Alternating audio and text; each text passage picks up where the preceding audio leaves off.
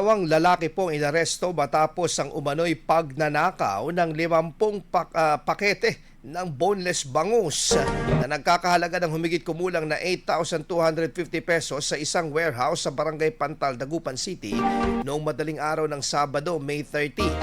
Ayon sa ulat, nadiskubre ng may-ari ng warehouse ang insidente bandang alas 8 ng umaga nang mapansing bukas ang main door at magulo ang loob ng bodega. Sa isinagawang inventaryo, natuklasang nawawala ang ilang pakete ng produktong boneless bangus. Sa backtracking naman ng CCTV footage, nakita umano ang dalawang suspect na naglalabas ng mga nakaw na produkto mula sa warehouse. Agad itong iniulat sa barangay at humingi ng tulong sa pulisya na nagsagawa rin ng follow-up operations na nagresulta ng pagkakaaresto ng mga suspect.